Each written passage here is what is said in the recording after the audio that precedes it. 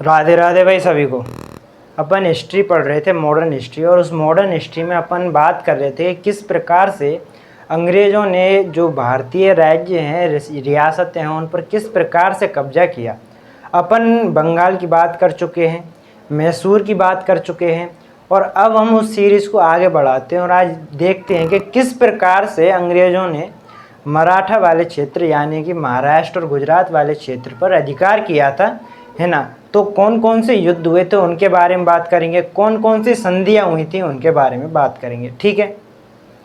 तो देखिएगा दोस्तों, जब हम आंग्ल मराठा युद्ध की बात करते हैं तो उससे पहले आपको इसका इतिहास समझना होगा कि मराठाओं का इतिहास कब से चला आ रहा है और उस समय क्या क्या चीज़ें थी, है ना। मोटी मोटी यदि बात करते हैं तो मराठा साम्राज्य जब विस्तार में आया तो इसकी जो विस्तार की भूमिका रखी थी, किसने रखी थी? शिवाजी महाराज। छत्रपति शिवाजी महाराज जी ने जो मराठा साम्राज्य है इसका विस्तार किया था। मुगलों के जो क्षेत्र हैं उनको छीन छीन के वापस से उन्होंने हिंदू राष्ट्र जैसी कल्पना करके उन्होंने एक मराठा साम्राज्य बनाया, ठीक। अच्छा, इनका जो राज्याभिषेक हुआ था 1674 में, ये छत्रपति बन जाते हैं यानी कि ये शासक बन जाते हैं, ठीक है, मराठा क्षेत्र के। अब इनके एक बेटे थे जिनका नाम था संभाजी। क्या नाम था? संभाजी। संभाजी इनके बेटे का नाम था। और संभाजी के समय, उस समय जब संभाजी मराठा छत्रपति हुआ करते थे, उस समय मुग़ल साम्राज्य, जो मुग़ल सम्राट था वो कौन था? औरंगजेब था। औरंगजेब के समय इनका बहुत ज़्यादा स्ट्रगल रहा। बाद में जब इनके दो बेटे हुए, कौन कौन से? एक बेटा था इनका साहू। क्या नाम है? साहू। और एक बेटा रहा है जिसका नाम है राजा राम। क्या नाम है? राजा राम, ठीक है। इतनी सी बात आई आपके समझ में। अब ये जो साहू था ये इसका बड़ा बेटा था। क्या था? बड़ा बेटा था। और राजा राम इनके छोटे बेटे थे, है ना, छोटे बेटे। जब छत्रपति शिवाजी की मृत्यु हुई तो उनके बाद जो उत्तराधिकारी बने, जो उनके बाद सत्ता संभाली, छत्रपति बने, कौन बने? संभाजी। संभाजी के बाद कौन बनने चाहिए थे? साहू जी बनने चाहिए थे, क्योंकि बड़े बेटे थे तो इनको ही अधिकार जाता है। लेकिन इन साहू जी को औरंगजेब ने कब्जे में कर लिया था, इनको जेल कर दी थी, इनको मतलब कि पकड़ के जेल में डाल दिया था। अब ये तो राजा बन नहीं सकते तो किसको बनाए? बोला कि इनको बना दिया। किनको बना दिया? राजा राम को बना दिया, छोटे बेटे को बना दिया। अब जो राजा राम की मृत्यु है वो 1700 ईस्वी में हो जाती है। कब हो जाती है? 1700 ईस्वी में हो जाती है। और राजा राम के जो बेटे थे, क्या नाम है? जिनका शिवाजी सेकंड। क्या नाम है? शिवाजी सेकंड, है ना। ये जो इनके राजा राम के बेटे हैं यानी कि अब इनको छत्रपति बना दिया जाता है, ठीक है। अब 1707 में औरंगजेब की मृत्यु हो जाती है। औरंगजेब की मृत्यु के बाद ये जो साहू है यानी कि जो शिवाजी सेकंड का जो चाचा है उसको मुक्त कर दिया जाता है, उसको स्वतंत्र कर दिया जाता है। जब स्वतंत्र कर दिया जाएगा तो ये आया मराठा साम्राज्य में और बोला कि भतीजे देख, तूने बहुत शासन कर लिया, ये गद्दी बाकायदा मेरी है तो मैं इस पे शासन करूँगा। तो यहाँ से क्या हुआ कि मराठा साम्राज्य में दरार पड़ने लगी। एक धड़ा ये हो गया, एक लोग इनके पक्ष में आ गए और कुछ लोग इनके पक्ष में आ गए। यहाँ से क्या है कि इनके बीच में फूट पड़ने लग गई, मराठा साम्राज्य के अंदर फूट पड़ने लग गई, जिसका फ़ायदा अंग्रेज़ों ने उठाया। वो तो अंग्रेज़ तो उनकी तो नीति यही थी कि फूट डालो, राज करो। वो तो देख ही यही रहे थे कब हमको मौका मिले मराठा साम्राज्य में इंटरफेयर करने का, और यहाँ उनको ये मौका मिल जाता है ना। दोनों के बीच में स्ट्रगल चलता है, कौन सत्ता संभालेगा। ये जो शिवाजी सेकंड थे छत्रपति थे लेकिन ये बालक उम्र में थे, है ना। इनकी माता थी कौन? ताराबाई।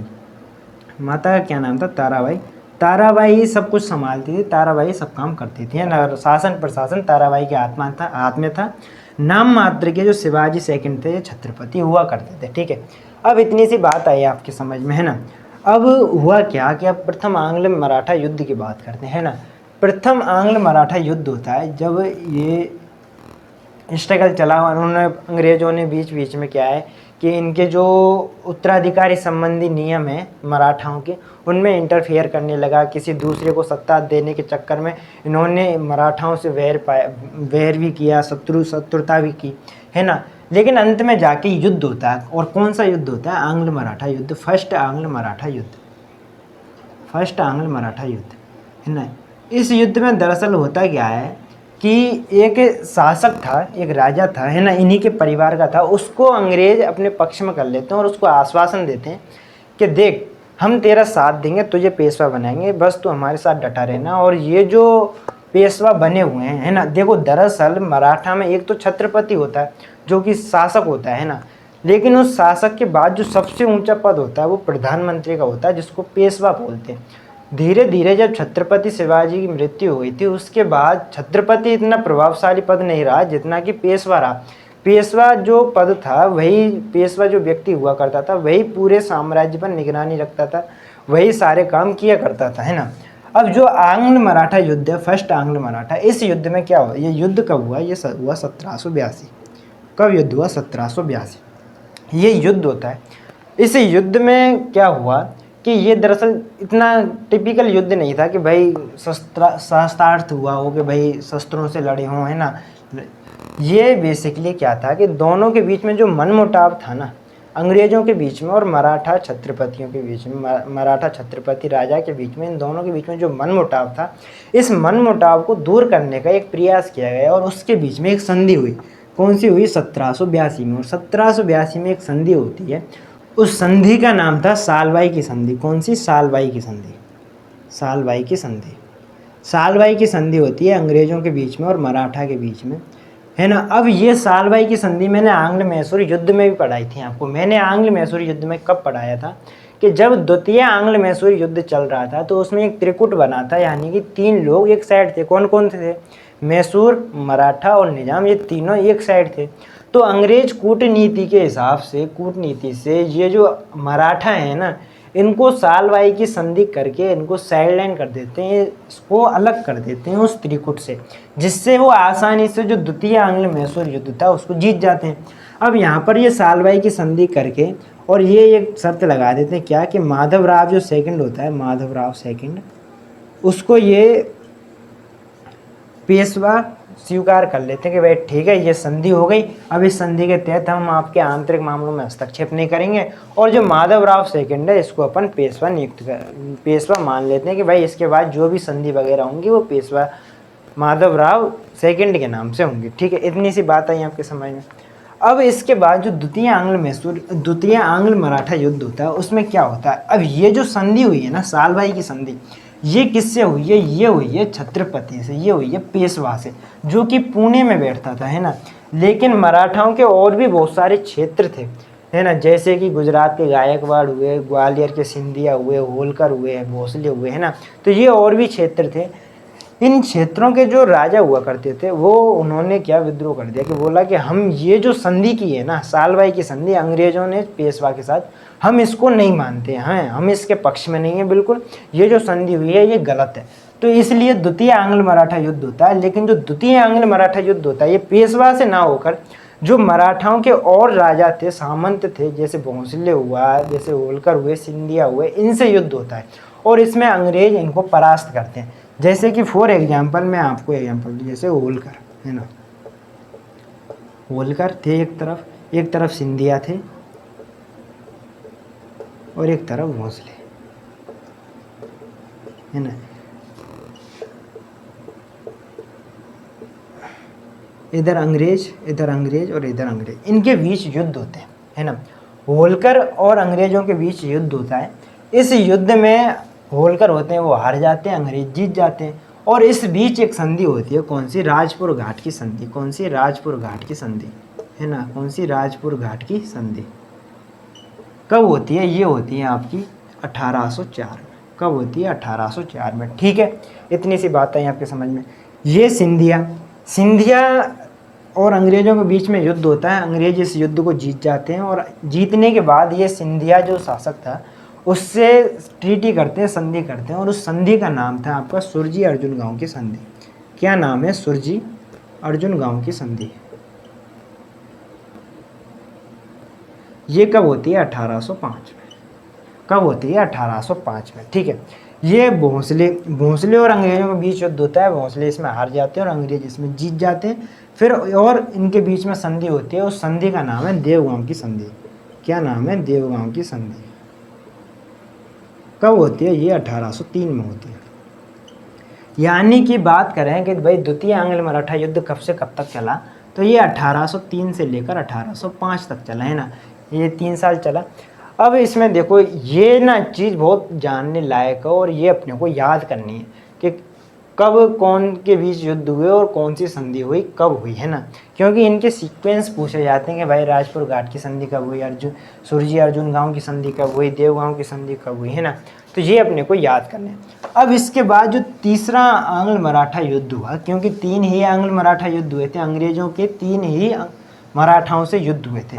अब तीसरा जो आंग्ल मराठा युद्ध हुआ था उसके क्या कारण थे। देखो आपने यदि मराठाओं का इतिहास पढ़ा है, हालांकि जब हम मिडिवल हिस्ट्री पढ़ेंगे तो उसमें मराठाओं का इतिहास पढ़ेंगे, लेकिन जब मराठाओं के इतिहास की बात करते हैं तो शुरू से ही जो मराठा जो लोग थे ये आसपास के क्षेत्रों में एक पिंडारियों के रूप में मतलब कि जाते हैं, आसपास के क्षेत्रों में, आसपास की रियासतों में, वहाँ पर आक्रमण करते हैं, सामान को लूट के ले आते हैं, वहाँ से धन दौलत ले आते हैं, वहाँ के जो किसान हैं उनसे कर वसूलते हैं, ये सारे काम किया करते थे और वापस अपने क्षेत्र में आ जाते थे।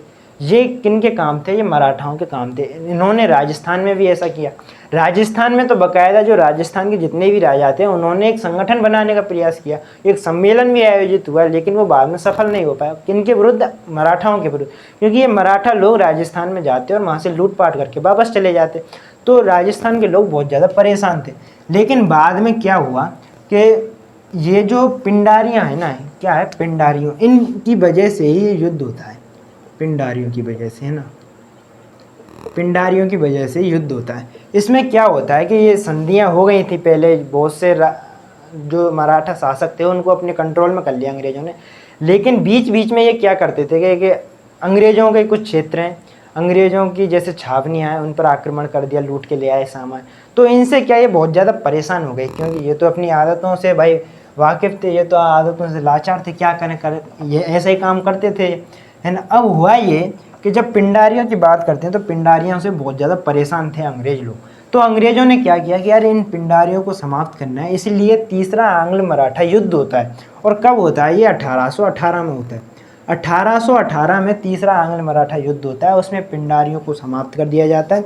उसके बाद जो है ये अंतिम आंग्ल मराठा युद्ध था, इसमें पेशवा के पद को समाप्त कर दिया गया एकदम से कि भाई कोई पेशवा नहीं रहेगा, कोई प्रधानमंत्री जैसा पद नहीं रहेगा। उस समय जो पेशवा हुआ करते थे उनको कानपुर भेज दिया गया। कहाँ पर भेज दिया गया, कानपुर के विठुर में भेज दिया गया, है ना, कानपुर के विठुर में भेज दिया गया, कानपुर के विठुर में भेज दिया गया। भाई ठीक है, तेरे को जो भी पेंशन वगैरह देनी है वो दे देंगे, ठीक है। अब यहाँ से क्या है, पूर्ण रूप से जो मराठा हैं वो हार जाते हैं और अंग्रेज इनके जो क्षेत्र हैं उन पर अधिकार कर लेते हैं। लेकिन इसके बाद क्या होता है कि आपने जब 1857 की क्रांति पढ़ी होगी, है ना, और मैं पढ़ाऊँगा 1857 की क्रांति, तो 1857 की क्रांति में जो नाना साहेब का नाम आता है, और जब उनका नाम आता है कि उन्होंने कानपुर से अपनी जो क्रांति है वह स्टार्ट की थी, किस लिए की थी, ताकि ये पेशवा का जो पद है ये वापस मिले, ये जो मराठाओं का क्षेत्र है ये वापस मिले, इसलिए ये प्रयास करते हैं। लेकिन बाद में ये ज़्यादा सफल हो नहीं पाते। और क्यों होते हैं, क्योंकि जो नाना साहेब थे ना वो दरअसल पेशवा पद के हकदार थे, वही उसके उत्तराधिकार थे, इस उत्तराधिकारी थे, इसीलिए वो इस क्रांति में पार्टिसिपेट करते हैं, भाग लेते हैं, ठीक है। इतनी सी बात आई आपके समझ में। तो ये पूरा आंग्ल मराठा युद्धों का इतिहास है। जो संधियां हैं, ट्रीटियां कौन कौन सी हुई हैं वो भी अपने को याद रखनी है ना। अच्छा, ये जो तृतीय आंग्ल मराठा युद्ध है इसमें संधि हुई थी कौन सी, पुणे की संधि। कौन सी संधि हुई थी, पुणे की संधि, है ना। ये पुणे की संधि के तहत ही जो पेशवा था उसको कानपुर भेज देते हैं और जो पेशवा का पद है उसको पूर्ण रूप से समाप्त कर देते हैं, ठीक। इतनी सी बात है आपके समझ में। आज के लिए इतना ही, धन्यवाद।